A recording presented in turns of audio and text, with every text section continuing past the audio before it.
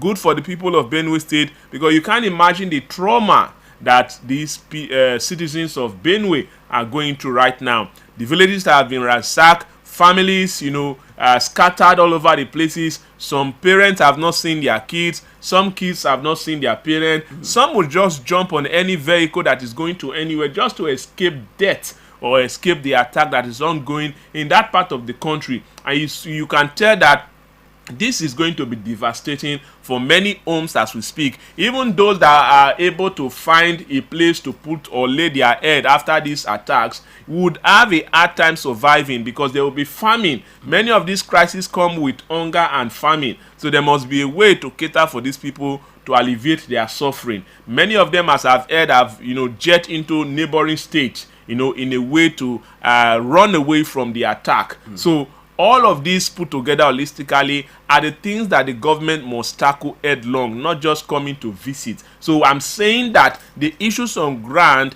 they are deep and more rooted than just visiting the people of Benue State. All right, remember today is World Sickles Day, and we'll celebrate them. The team calling for the aid facilities. The high price of commodities is also affecting them. But back to Laju. Let's bring Laju in this morning. We'll take a look at the president's visit to Benue State. Is that visit enough to bring peace to Benue State? For me, the answer is no. What I saw yesterday appears to be a very poor dramatization of a poorly written Nollywood script, and we don't need to politicize or dramatize anything that has to do with the security of lives and property. And I must say this because the issues before us, not just in Benue State but all over the country, I think is very clear. But this time around, Benue State in particular, but just about 2 or 3 weeks ago, over 200 persons were killed in Benue State, and I think the army chief was in Benue State for that killing to see what has happened, and left Benue State in about 2 weeks into that. We are seeing another killing of about 250 individuals. And we saw a situation where the president of the Federal Republic of Nigeria, Shiwaju Ahmed Bola TINUBU, was asking the Inspector General of Police, who traveled with him from Abuja to Benue State, why has he not made arrest? Is it some kind of drama we are acting, or what is it trying to do? Telling the army chief and security chief that they need to arrest people, they need to stop the situation. So just there in Benue State, and these are the people who form the security cabinet of the state. When I mean the state, I mean the country. And these are the people that you sit with to discuss the security issues of the country. These are people who give you intelligence. Is it in the public that you dramatize those kind of statements and all of that for people to think that you are doing something meaningful? It doesn't make any sense. Yes, the coming elections may be there, but this is not the time for the president to put politics in front of the security of lives and property. Because the moment the president does that, it's going to be likened to a situation of putting the cart before the horse. Because no matter how much you want to play politics, people must be alive for you to lead. The country must be in a stable situation for you to have good leadership, for you to play your politics. We are talking about a situation where human lives in our country are being slaughtered. If they tell your committee to slaughter 100 animals, cows in a day, you get tired, you cannot. We are not talking about a situation where 200 lives, when 10 people die in Benue State now or Plateau State, it's like nothing happened. When 20 people died, when 30 people died, it's like nothing happened. Because of the humongous numbers of killings that has been happening there. And you have a president going there to say, oh, security, Inspector General of Police, why have you not made arrest? Army chief, why have you not done this? You must go after the plan and arrest. Is that what is the level of intelligence available to you before you flew from the federal capital territory to Benue State? Okay. Then what is this shenanigans about governors, Imo State governor, and all the governors following him to Benue State? To do what? Is it a political rally?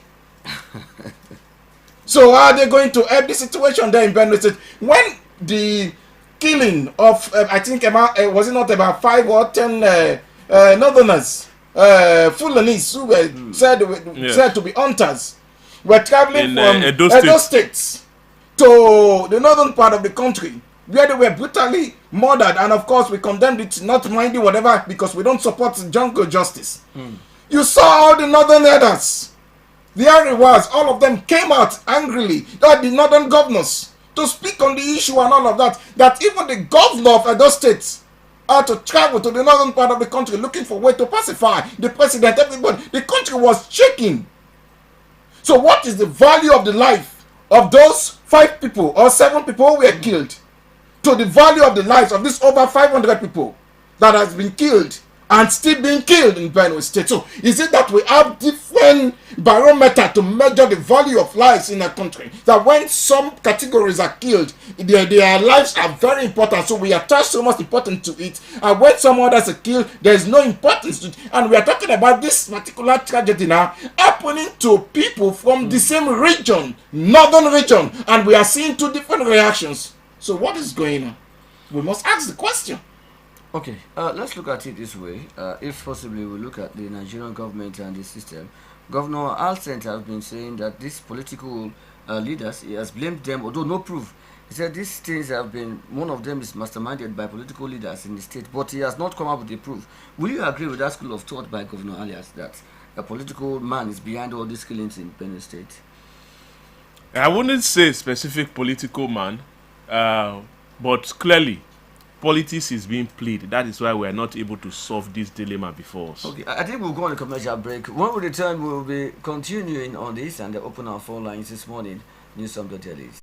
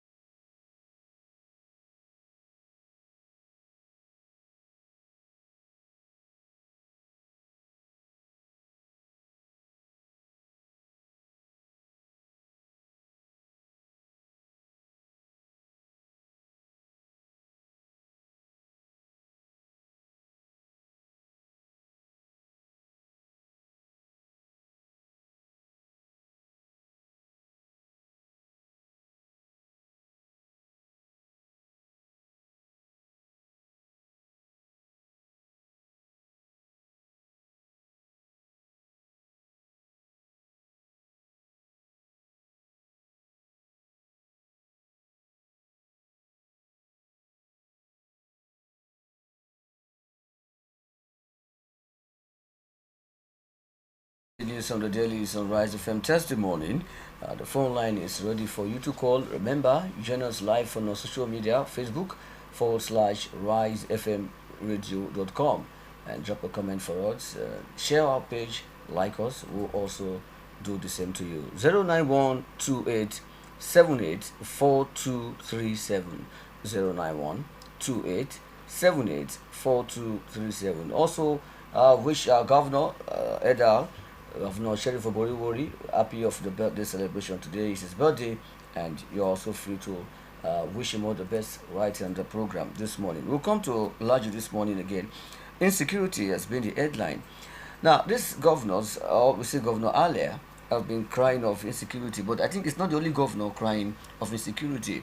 Do you feel this as a result of politicians who have used certain persons for a job, and this retaliation of getting back in the country? Is it what we are seeing in the country at the moment? I don't know. I wouldn't want to just speculate to say what is going on now is as a result of some individuals that may have been used for some political jobs, and as a result they've not been able to tame them, so we have the situation we have in our hands at the moment. But something is clear.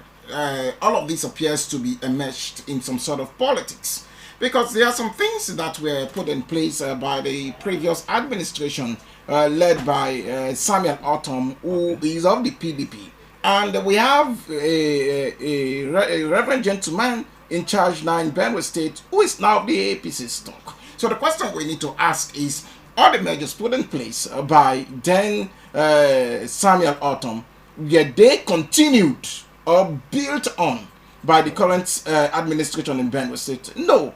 For example, I think there are some livestock guards and some other security measures, anti-open grazing, some local security architecture that were being set up then by Samuel Autumn to stem the tide, because they saw clearly what was happening, and it appears that the official security of state was not ready to provide the needed security for the people of Benue State. So there was a need then for the government to take the destiny of its people in its hand and start putting measures in place to stem the tide. So we don't know sincerely if Alias has continued with those measures or is just jettisoning all of them, and we don't also know what he's doing. And the painful thing in all of this conversation is this, because the first person we must talk about when we talk about the security of lives and property in Benue State and in any other state of the Federation is the governor of the state, because he is the number one security officer of the state, and he is expected to do everything possible within his means and constitutional powers to provide security for the people of the state. So has he done that? I don't think so in this particular case, but rather there was a time we heard the governor of Benue State speaking, trying to score political points in the midst of people dying in your state, saying that it's just about only 3 local government areas that are still occupied by these bandits and killers that he's been able to clear other states. No, you don't speak like that if you understand that every life matters. If you understand that every life is important, and you have a state where over 200 people can be killed in a day, where over 100 people can be killed in a day, and you can come out as a governor to talk about making any gain? No, you don't speak in that manner. What kind of political points are you trying to score? What kind of achievements do you want to say you have recorded? So do you mean to say that thousands of people were being killed in your state before? That is why you are saying that oh, I've been able to do something now. It's only 3 local government area that is being under threat. Is any local government area within your state supposed to be occupied by non-state actors in the first place? So we have politicians who are no longer ashamed, who think that whatever thing that happens, anything that transpired, even when Nigerians are being killed, what they just need to do is to find a way to say something and score some cheap political points in all of that. And it cannot be accepted. The Nigerian people must speak up, because 1, 2, 3 lives and 1, 2, 3 attacks becoming too many. It's happening massively in Benue State. It's happening in Plateau State. It's happening in some other place. We don't know when it will become massive in our own state here. So we cannot keep quiet, because every life in any part of our country is important, and we must continue to speak up. Call the government of that state and the government of the federation to wake up to their responsibility, because the number one responsibility of government is the protection of lives and property. I think it's not just Benue State, some other parts of the country, but insecurity has been in the increase. Even back in Delta State in Warrior, let's go to Abrakatu. We had some issues weeks ago. I think it is also getting very in control with the Nigerian police and other military personnel. But let's come to this generally in Nigeria, right? Insecurity and banditry, killing everywhere is the order of the day. What do you think this government? Is it like the president is focused on second-term ambition and forgetting protecting people's life in our country? First of all, we must agree that the country called Nigeria belongs to all of us, and there are different structures of governance in place to handle certain situations. Apart from having the Nigerian police, the security officers or agents, we have governors of different states, local government chairmen of different local governments. So in order to handle insecurity, we must handle it in that structural manner. The first person that is the point of call on the insecurity in a particular local government, take for example the case of Abraka Ethiop East, where the headquarters is at Isiokulu, is the local government chairman of that local government. Okay. The next person who is the next point of call is the governor of the state. So before you even get to the president, the local government chairman and the governor of Delta State must have been seen to be doing something, or they must have been seen to have done something tangible to control the situation before you even get to the president.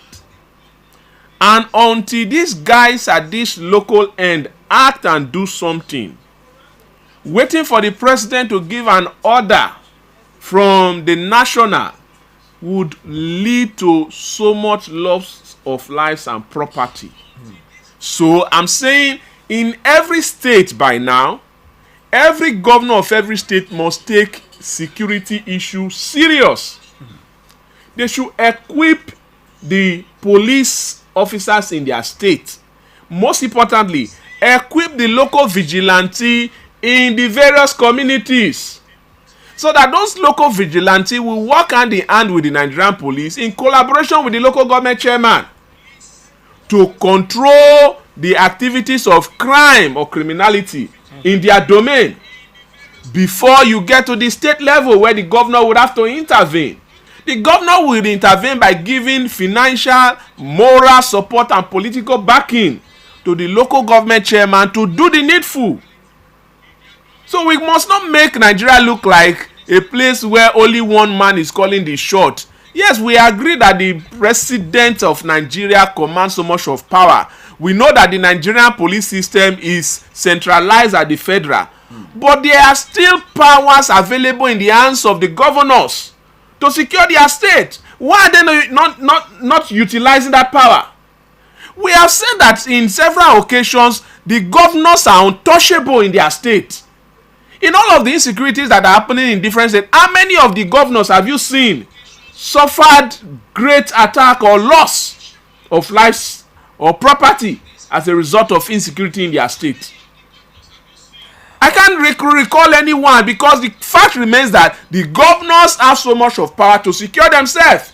They have huge numbers of Nigerian police officers, going about with them wherever they go. They have huge number of the Nigerian Army and Navy moving with them wherever they want to go. They are well secured.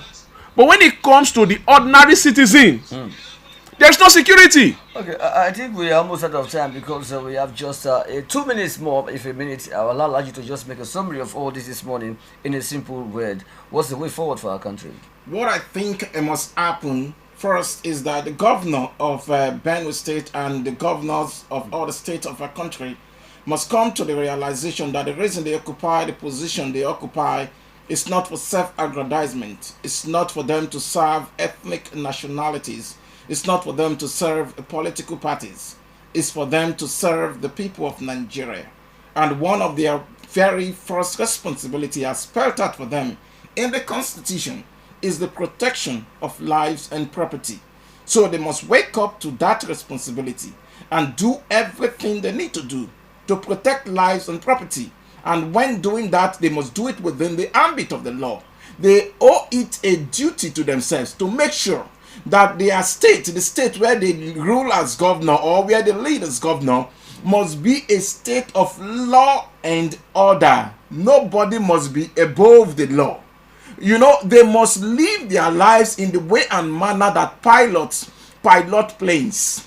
No matter what happens, when a plane wants to crash, the pilot must not eject the plane if passengers are still in the plane. The duty of the pilot is to first do everything possible to save the lives of those in the plane and not his own lives. But in our own situation, let me just conclude with this. We have a situation where our pilots, the governors, the president, first of all, provide themselves with all the security paraphernalias and leave the citizen aside. So the citizens can perish. What is important to them is that their lives must be first protected and that of their family members must also be protected. So it is high time maybe their family members relocate to these local government areas where people are being slaughtered on a daily basis. This is your enjoy this morning news from the dailies. Remember, you join us more programs. It's always Wednesdays and Mondays to Fridays. We have this news from the dailies. But one thing we'll talk about Nigerians is tell our leaders to stop people from dying before you vote for them. That's one thing we should be calling on. And have a wonderful day. To stay with us.